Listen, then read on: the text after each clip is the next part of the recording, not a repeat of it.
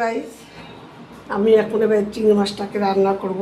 এই যে পোস্ত, সর্ষে পোস্ত একটু বেটেছি, পেস্ট করেছি, নারকেল পেস্ট করেছি, রেডি করা হয়ে গেছে।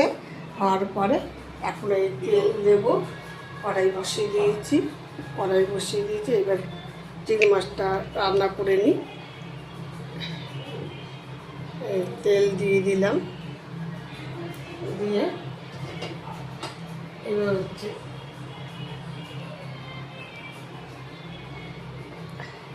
কড়াই গরম হয়ে গেছে, তেলও গরম হয়ে গেছে। এবার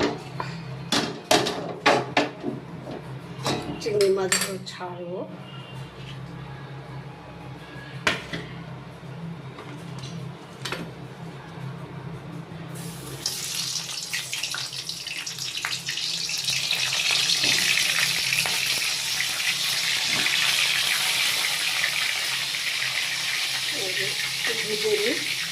ভেজে নিয়ে একটু পিস করে ভেজে তারপরে তোমার ওই পোস্ত নারকেল এগুলো একটু কষাবো।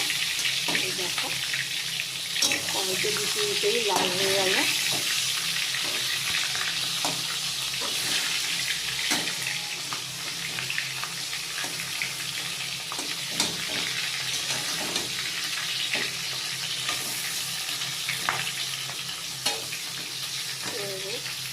ভাজা হচ্ছে, আমি এবার একটু রাখি, আবার কষানোর সময় তোমাদের সাথে দেখাবো তোমাদেরকে।